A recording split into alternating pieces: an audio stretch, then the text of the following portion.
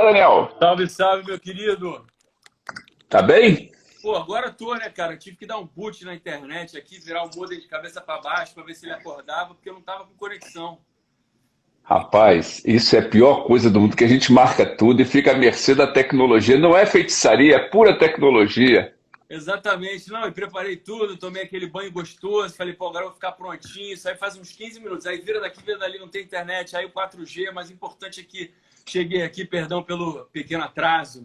Não, estamos juntos, estamos juntos. Eu separei uma foto aqui para mostrar para você de um momento da minha vida profissional que tem a ver com você, porque você trabalhou com esses caras e sabe da importância.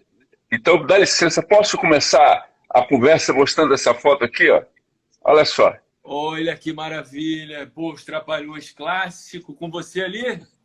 Esse mal acabado no meio ali. Quem tirou essa foto foi o Renato. Que bacana. Por isso que ele não tá aí, porque ele tava tirando a foto. Essa foto é dos Trapalhões e o Rei do Futebol, o filme que tem Pelé, Luísa Brunet, e eu fiz a produção desse filme. Carlos Manga era o diretor do filme, Pô, manga, e cara, eu, caramba.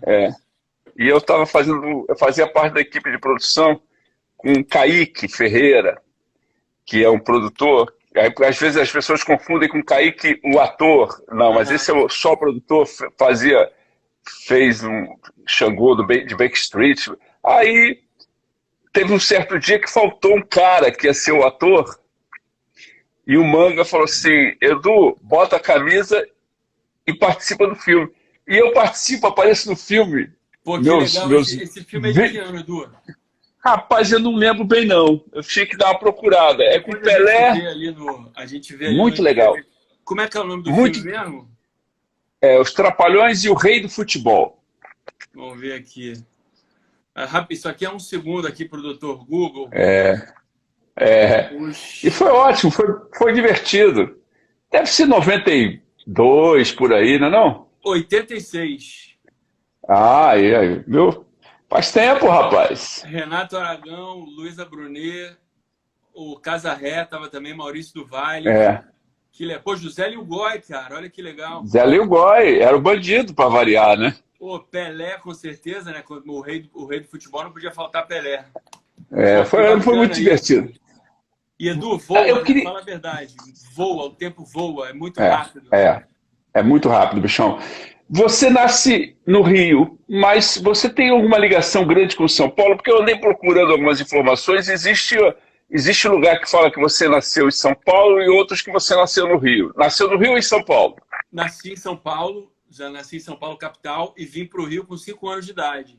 E aí passei a minha vida desde então aqui, baseado aqui, depois dos 20 e poucos anos viajando com peça de teatro e viajando com música, mas sempre baseado aqui no Rio, morando no Rio.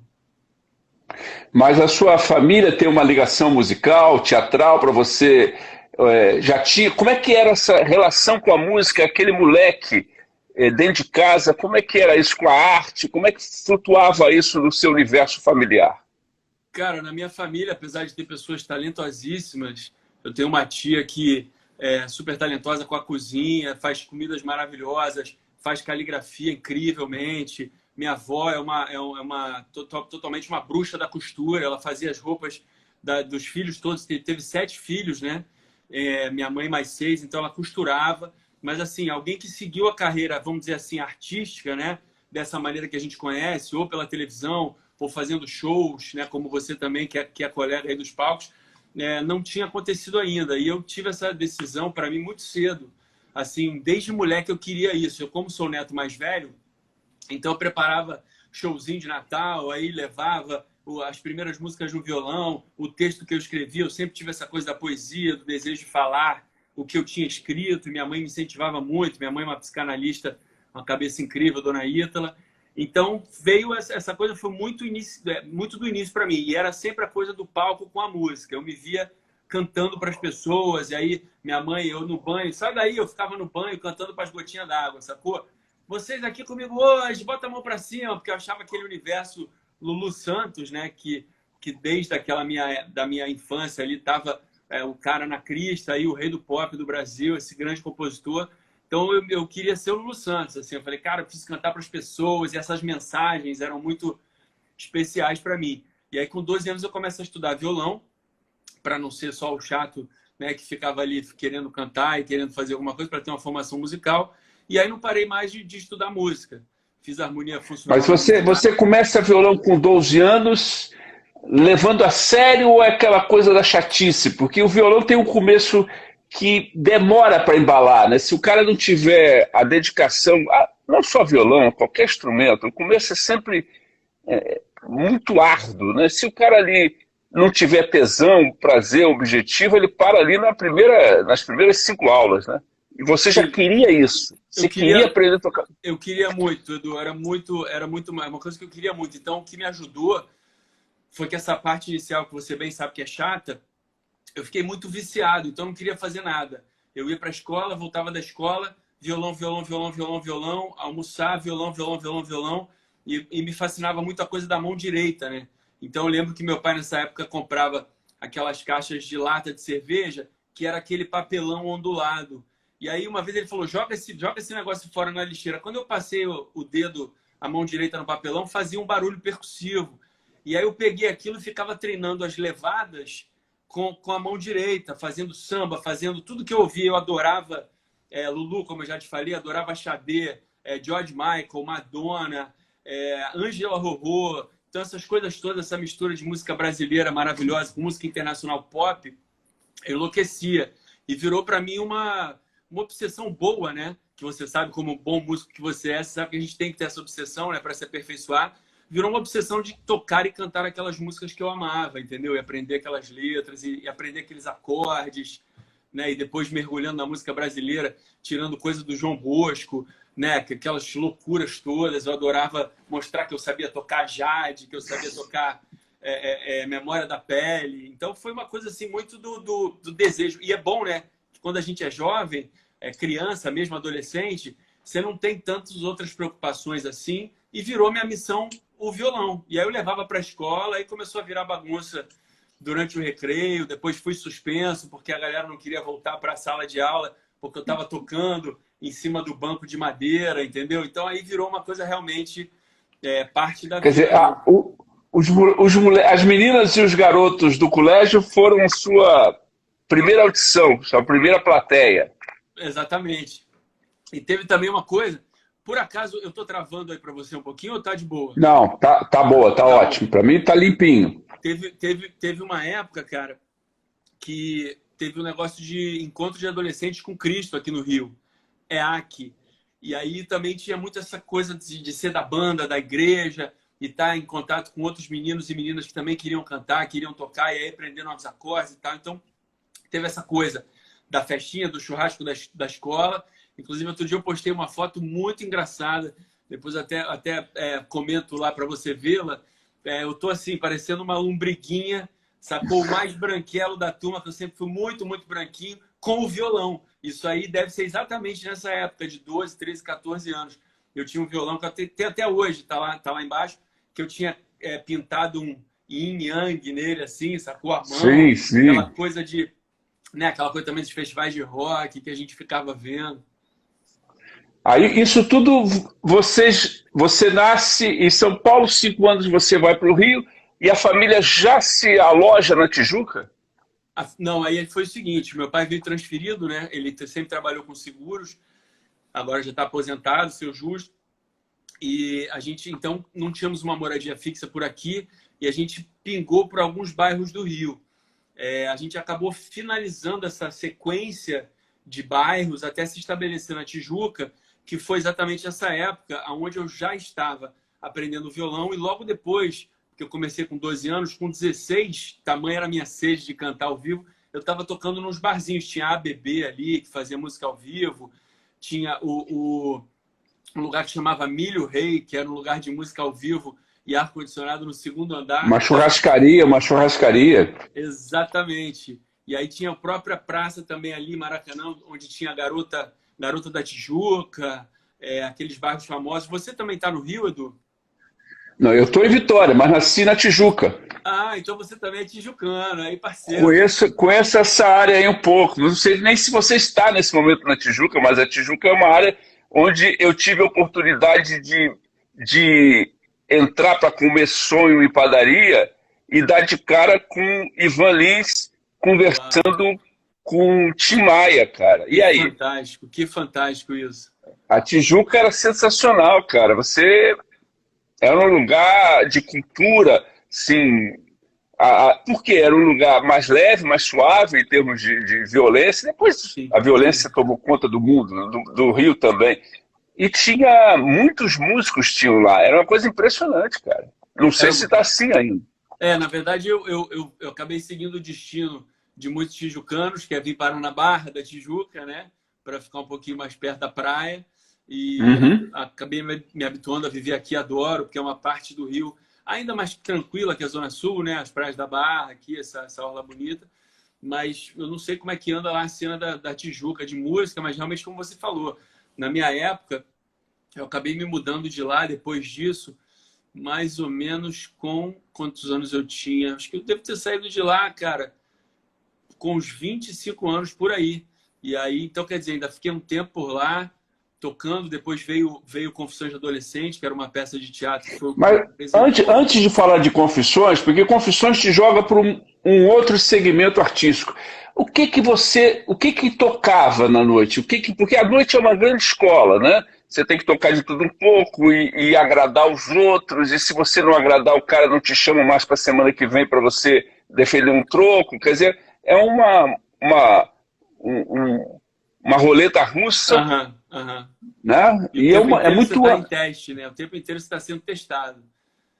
E o que era o teu repertório ali? Era isso que você gostava? Xade Adu, George Michael, Luiz Maurício, Lulu Santos, era esse Roupa caminho? nova. Cara, eu era uma jukebox. Eu era uma jukebox da cultura de música, assim, tirando o samba, que eu nunca fui um cara do samba, não tinha esse domínio, não tinha esse conhecimento. Sempre adorei, admirei, nenhum preconceito, pelo contrário, respeito e amor. Mas a minha onda era pop e MPB. Então, assim, eu tinha detalhes do Roberto Carlos que eu adorava cantar, que, segundo dizem aí, meu pai e minha mãe têm responsabilidade pelo meu nascimento, era a música de amor do casal. Eu tocava Se Você Vê Estrelas Demais. Aí tocava Fate do George Michael, tocava Smooth Operator da Xadê, eu adorava também tocar Summertime, que era para mim uma coisa como se eu me sentia cantando alguma coisa jazzística que meu professor me ensinou. E aí, cara, era uma mistura de tudo e eu ainda não escrevia. Tiveram também duas outras coisas, respondendo a tua ótima pergunta, que me auxiliaram.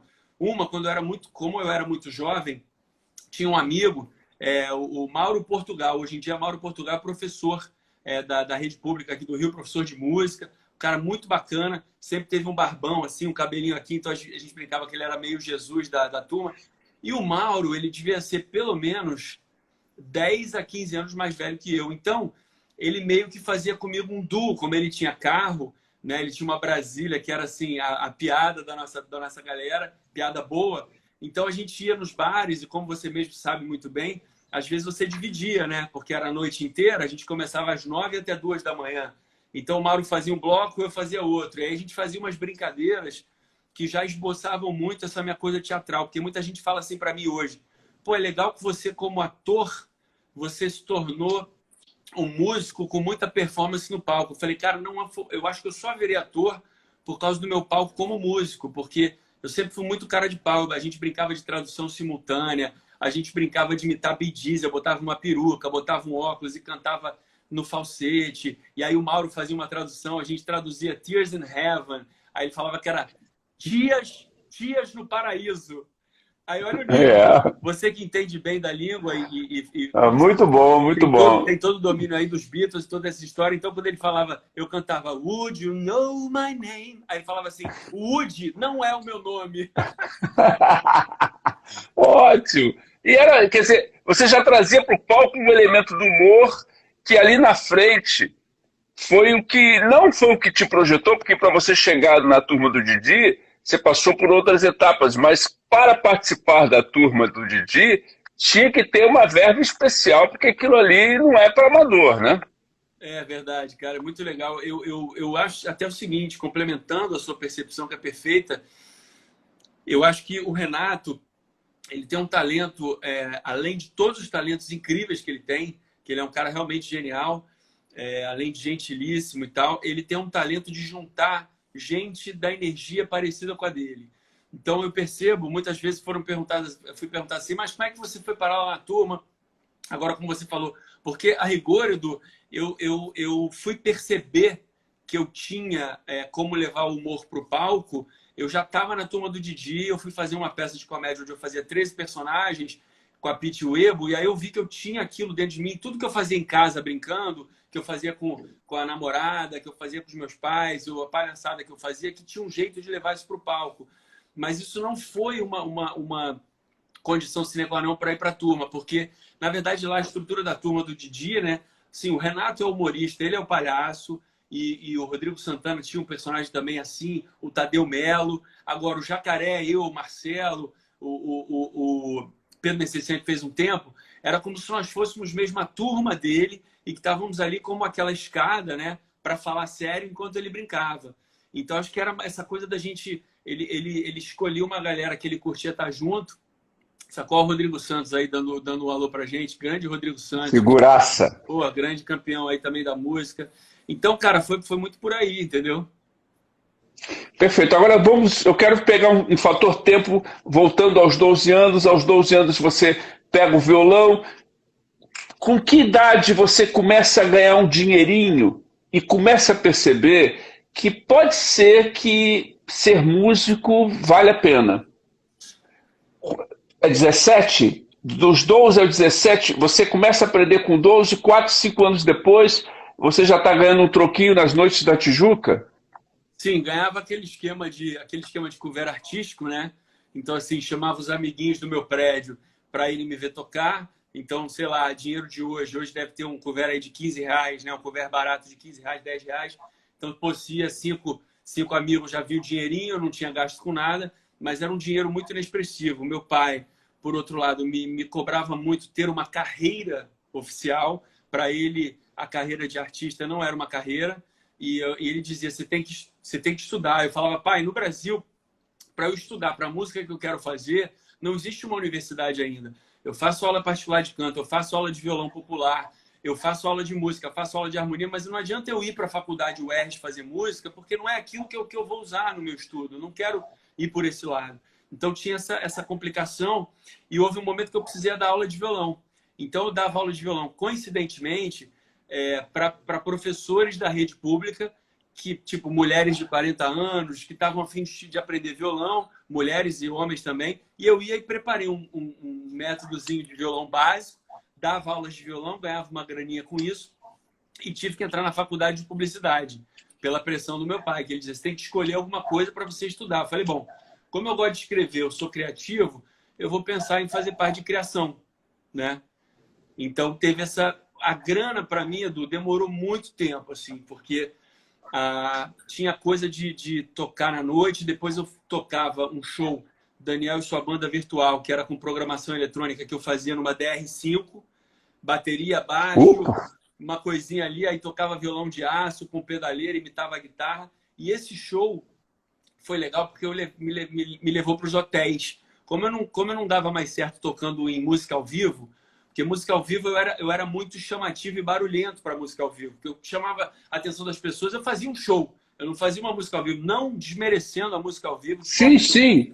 Você já tinha uma veia de palco e que existia um conflito entre a sua postura, a sua performance com a ambiência que você se apresentava. Você tinha que procurar um outro palco, uma outra Exato, cena. exato. E aí foi que a minha mãe teve falou, cara, pô, quem sabe você não procura os hotéis? Meus pais estavam começando a construir uma casinha em Angra para eles. Meu pai ia se aposentar, queria morar por lá. De fato, ele fez assim. E aí ela falou, pô, vamos tentar ir nos hotéis. Eu vou com você, a gente fez um release. Ainda tinha aqui na impressora para imprimir em colorido. E falava, Daniel, sua banda virtual. E eu comecei a entrar, Edu, por incrível que pareça, no lugar onde eles colocavam bandas, eu também entrava, porque a sonoridade do que eu tirava era bacana. Eu já tinha uma boa noção de som, Então, assim, vinha um som pesado, porque bateria eletrônica, né? Vem redondinho. Perfeito. Tinha um Preenchi o baixo. espaço, preenchi o espaço com menos integrantes, Pessoas. né, cara? E que não era, e vai dizer também que não era o meu objetivo, né? Eu tive o primeiro objetivo de fazer uma banda, de tocar com gente, de compartilhar. Até tive banda com um professor de violão que eu tinha, o Renato de Carvalho, lá da Tijuca. Mas a gente, no primeiro show, a mulher dele, que ela é flautista, passou mal. Ele foi ficar com ela e eu acabei sozinho no palco, onde eu ia tocar com 4 pessoas, eu e um violoncelista. E isso, eu não sei se você se lembra, aqui no Rio, né, no São Conrado Fashion Mall, tinha um lugar muito bacana no segundo andar, que ele tinha um mezanino, eu não vou lembrar o nome agora, mas a música acontecia naquele mezanino, era um lugar muito bacana. Você se lembra disso aqui no Rio, não? Não lembro. Aí vocês tocavam no mezanino? Aí a gente foi tocar no mezanino, mas era um lugar difícil de tocar, era uma coisa mais sofisticada. E aí eu subi ao palco sozinho com o violoncelista num show que tinha uma formação de flauta, de um outro violão. E aí eu fiquei, aquilo foi meio traumatizante para mim na época. Eu falei, cara, eu preciso, já que eu não encontrei ainda pessoas que querem tanto, porque eu era muito jovem, né? Então, assim, eu não encontrei aquela turma que queria tanto quanto eu, porque muitas bandas se formaram assim, né? Com a galera toda jovem mesmo, e vamos lá, a gente quer. Eu não encontrei essa galera. Então, eu vou construir isso sozinho enquanto eu puder. Sacou? Vou fazer programação, vou fazer porque eu quero fazer isso virar. E aí acabei sendo o cara da banda sozinho ali. O, o, o frontman único, primeiro e único. Continua. Tem um amigo que fala assim: continuaria sendo melhor se não fosse o único.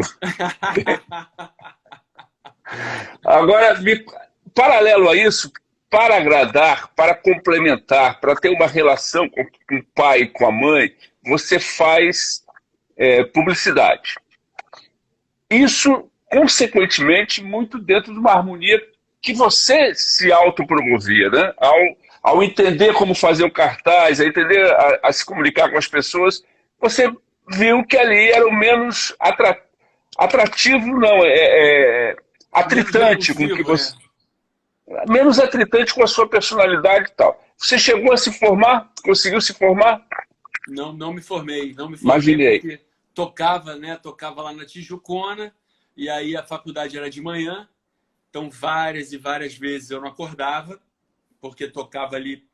Aí ficava e sempre fui um cara da madrugada, sempre. Ficava tirando música na madruga, gosto muito dessa energia da madrugada desde muito novo. E aí comecei a perder as aulas. Eu só fiz, para você ter uma ideia, eu fiz o primeiro e o segundo períodos na Estácio, da Tijuca, e o terceiro período eu fiz na Faculdade L. Alonso, na faixa, que fica ali em Laranjeiras, e na entrada do quarto período já tranquei. Tranquei e nunca mais voltei. E aí foi um dia que eu já estava fazendo estágio numa agência e estava infeliz pra caramba, uma agência na Lapa bacana, mas falei, cara, isso aqui para mim vai ser ruim. Eu não posso desperdiçar o meu tempo valioso estudando isso para pegar um canudo, para guardar o canudo e aí começar a fazer o que eu quero fazer. Então eu cheguei em casa, morava com os meus pais, falei, olha, pai, você não vai ficar feliz, mas eu vou trancar a faculdade, vou sair do estágio e eu vou dar um jeito de tocar. E aí foi que eu comecei dando as aulas de violão também, que eu te falei, porque ele falou, ó, você não quer estudar numa faculdade, você não quer ter uma... Então você se vira. Falei, tudo bem. Tem onde morar, vou me virar, vou dar aula de violão, vou fazer o que eu conseguir. Comecei a tocar mais, aí esse show se desenhou melhor, né? Esse show do Daniel sozinho com a sua banda virtual. E aí que vem a história do Confissões um pouco depois disso. Aí você entra em Confissões. Eu vou ser sincero que eu não lembro de ter visto em Confissões uma banda tocando ao vivo. Eu não sei se a versão que eu cheguei a assistir, que é a versão que eu assisti, era uma versão que já rodava o Brasil. Talvez, ao rodar o Brasil, eles devem ter tirado a banda ao vivo e trabalhado com playback, deve ter sido por aí. Mas a ideia de Confissões inicial era ter a banda tocando ao vivo uma história que, inclusive, dominou o Brasil durante algum tempo, né? Que foi um Sim, grande sucesso, virou sim. seriado de televisão, lançou um monte de artista importante que está aí até hoje. Era Exato. isso mais ou menos? Por aí, o Gil Limousine também, grande músico, está aqui, está com a gente, dando um salve aqui. Valeu, Gil, bem-vindo. Estamos aqui trocando essa ideia gostosa com o Edu. Cara, o Confissões era o seguinte, ele foi criado com as 4 atrizes né, Maria Mariana, com a direção do Domingos Oliveira, pai dela, e tinha o Alexandre Vaz, que é um grande músico que agora mora em Nova York já há algum tempo, que ele tocava violão e cantava algumas músicas ali ao vivo da peça. Cantava Vinícius de Moraes, cantava Tempo, Tempo, do Caetano, numa versão linda, maravilhosa. Cantava, fazia uma abertura. Então, antes da peça começar, as pessoas estavam entrando no teatro, sentavam, e aí vinha o Alexandre com o headset, com o violão também sem fio, tocando, e as meninas cantando, sentadas, como se fosse uma grande brincadeira na casa delas. E quando eu entrei no espetáculo, o espetáculo já era um grande sucesso, com 4 anos de trajetória pelo Brasil, né? E eu entrei através de um teste, porque eu estava na Musearte, que era uma escola de harmonia funcional na Zona Sul, no Copacabana, e eu vi lá no mural, procuramos menino, entre tantos e tantos anos, que toque violão e cante, com disponibilidade para viajar. E eu sempre... Opa! Pô, falei, sou eu. Essa última frase chamou atenção. Sou eu, cara. E aí fui fazer lá no Planetário, Edu, esse teste com o Domingos Oliveira. Tinha que tocar uma música, contar uma piada, contei uma piada horrorosa, mas que foi tão cara de pau que o Domingos curtiu. Fiz o teste com 85 meninos. E aí tem uma passagem interessante que eu queria compartilhar com você, quem está vendo a gente agora e quem vai ouvir depois, porque acho que é muito importante no que diz respeito a gente realizar o nosso sonho, né?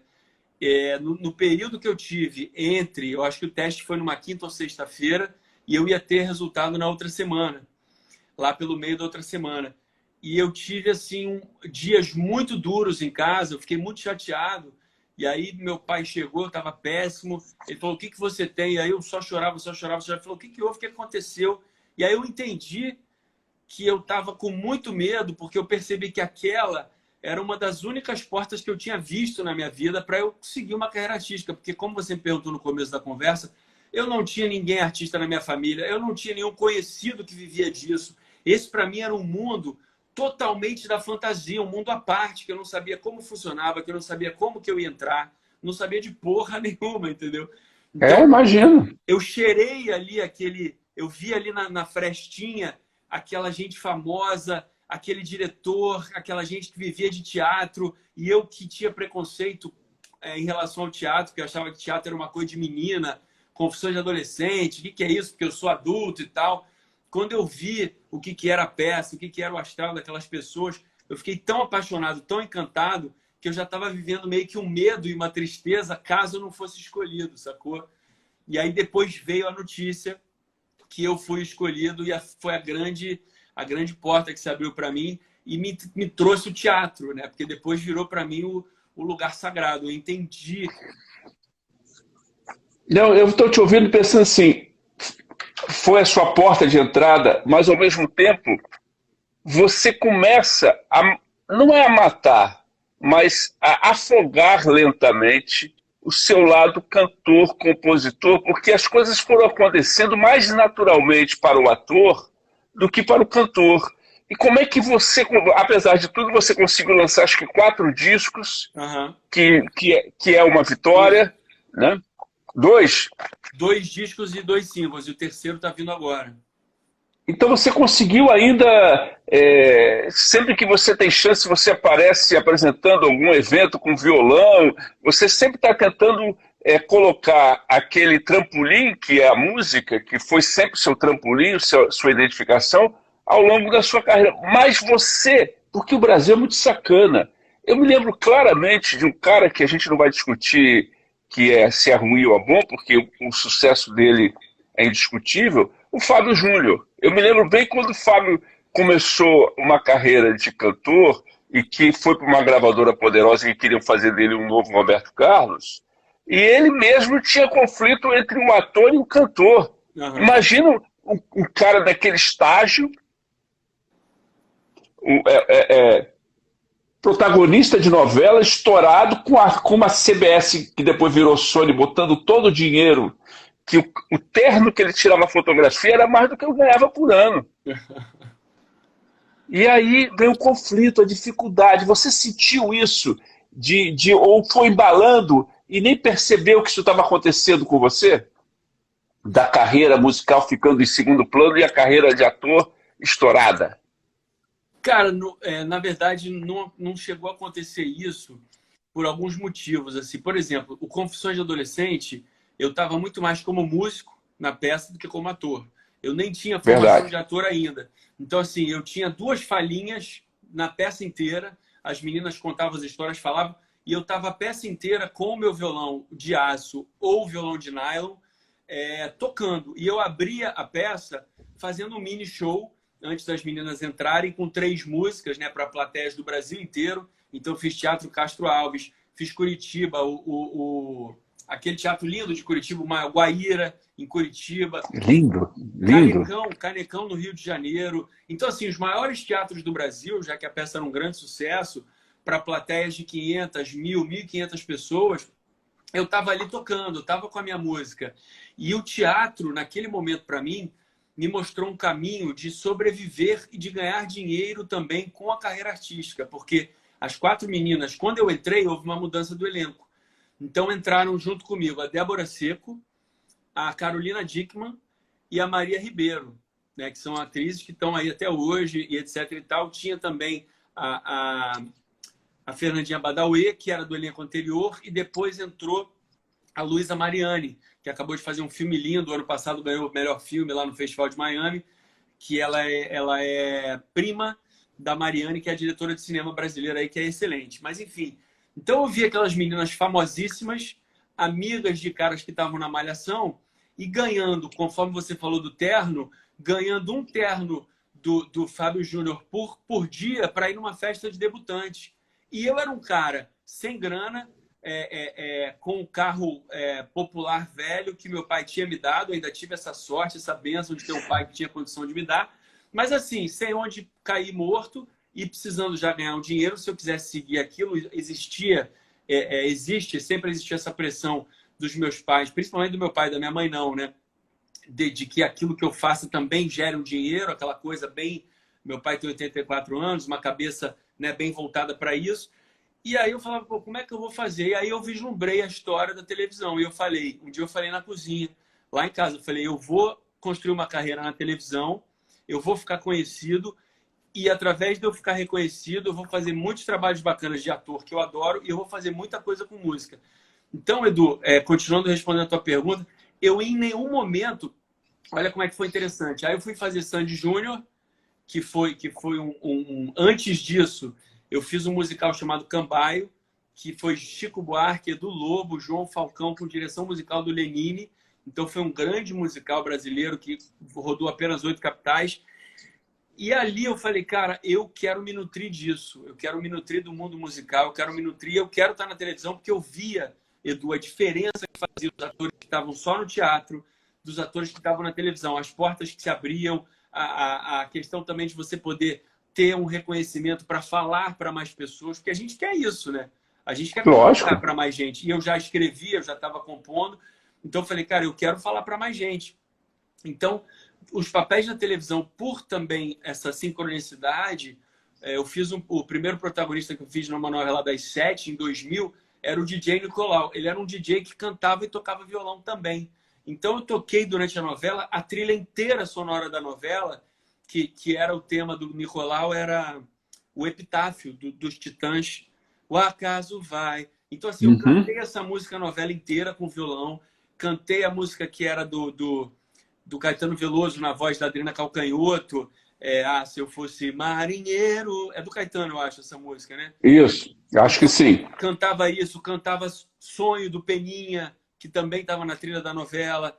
Então, assim, a música acabou que em todos os trabalhos que eu fiz, por as pessoas saberem que eu sou da música, elas de alguma forma integravam aquilo. E aí eu fazendo os tais jabás, né, que eu fiquei sabendo em confissões que existiam, que é você ir numa cidade, fazer parte de uma festa de 15 anos, fazer uma presença VIP numa boate e tudo. Quando eu ia fazer o jabá, eu achava muito pouco eu ficar ali sentado tirando foto e dando autógrafo. Então, o meu empresário da época, eu falava para ele, diz que a gente vai fazer a presença, que é 1h30 de presença, que eu vou tocar 1 hora para as pessoas, eu vou cantar para as pessoas e depois eu tiro foto e dou autógrafo. Então, acabou que eu fazia shows, né, que eu estava recebendo por aquilo. Um pocket show e uma presença. O cara botava um microfone, eu levava ainda alguma coisa que aí eu usava já o MD. Lembra do mini disc? Sim, sim, Aí eu sim. levava o MD, pedia uma via estéreo, pedia uma via de violão ou de guitarra, quando tinha. E muitos lugares que a gente ia, tinham bandas, grandes bandas tocando já. Então eu me Uma festa de 15 anos que o cara gastava uma grana e botava a melhor banda da cidade ali Pois é. tocando. Aí eu me inseria na banda, comentava com os caras ali, como eu tinha um grande conhecimento de repertório por causa da história pregressa, né, de noite. Acabou, pô, vamos cantar essa do Capital, vamos cantar essa do não sei o quê, fazia o show. Então eu não, eu tive essa. Claro que quando você está numa novela, aquele um ano ali, você não pode marcar show, você não pode É. marcar nem um dentista quase, porque tua agenda fica muito restrita. Mas se eu não estava tocando na novela, como foi o caso de Desejo de Mulher, que eu citei aqui, eu estava tocando em casa, estava escrevendo música, sempre comprando instrumento, sempre colocando coisa de música, sabe, para dentro de casa, porque sempre foi realmente. Não vai ter como eu deixar nunca, né? Você sabe como é que é isso, você sabe do que eu estou falando.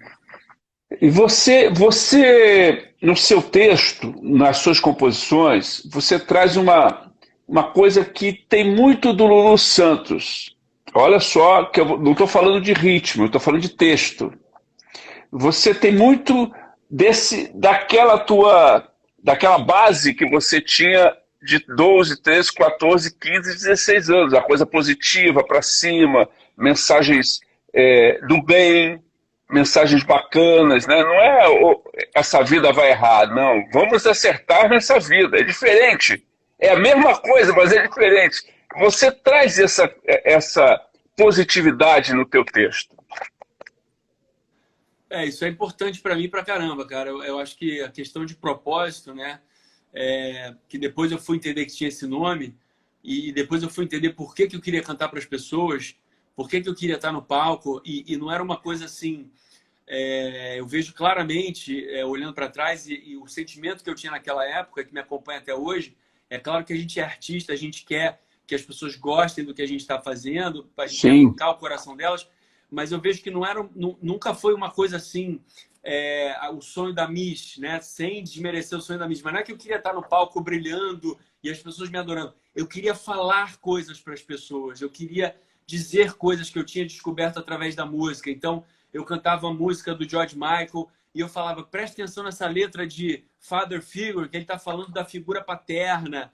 E presta atenção nessa música do João Bosco, olha que poesia. Então eu tinha essa coisa em mim, um pouco de orador, de comunicador, que é esse propósito que eu depois descobri que tem esse nome, de fato comunicar coisas para as pessoas e que você disse perfeitamente, de passar essa energia positiva, de passar essa visão proativa de vida e de questionar as coisas para o crescimento e de estimular as diferenças e o entendimento e o respeito entre elas, entendeu? Então, eu tento muito passar isso através de letras. O trabalho novo até, ele está mais dançante do que pensante, porque eu tô muito encantado e ligado com essa história do que é a célula rítmica do forró, do reggaeton, do baião, do samba rock, que são coisas que estão muito falando ali. Eu digo que os ritmos, para mim, são muito irmãos, né? Pela minha ignorância. Não, mas eu assino embaixo, acho que você está certíssimo. Então, Em algum momento eles se cruzam em alguma ponte. E um influenciou o outro. Todo mundo veio da África, né, cara? Todos os ritmos vieram da África. Então, quando você vai vendo por que as coisas se originaram, como veio o forró, como é que nasce, por que tem o baião, e aí o reggaeton, que é a música pop atual, né, desse lado hispânico aí, pan-americano.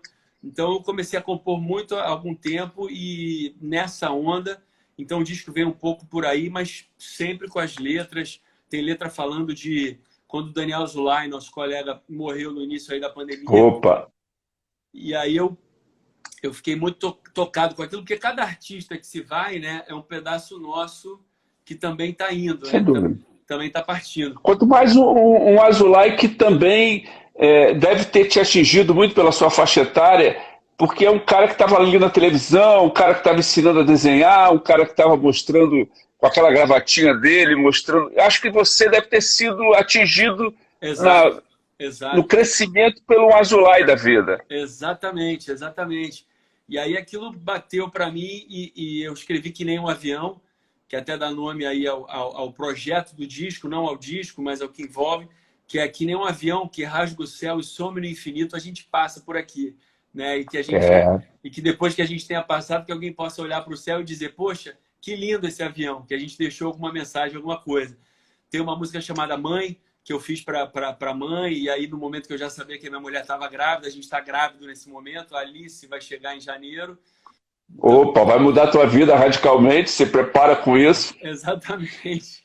Nada da sua vida terá mais importância do que Alice, Alice, Alice, Alice. Vai mudar radicalmente. Se prepara, compadre. Que legal. Eu tenho uma filha de 12 anos, cara. Pô, que máximo. Então, é isso que eu ia te perguntar. meu irmão, como é que é a tua prole? Você tem quantos filhos?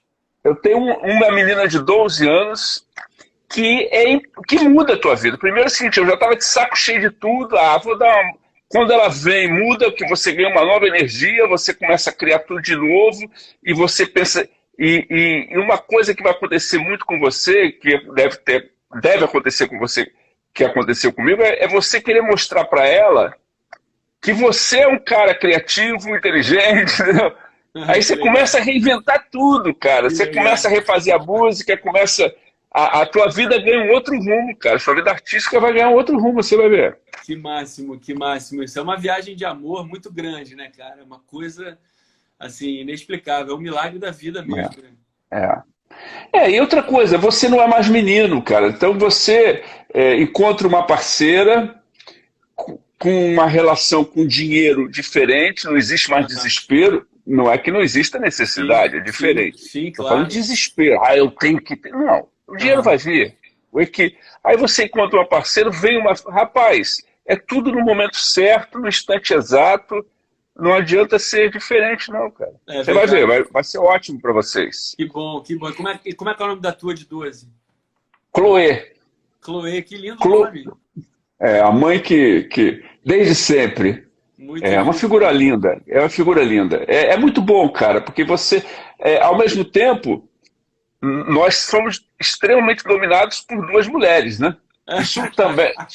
Aguarde. Daqui a 5 anos a gente conversa de novo, você vai ver.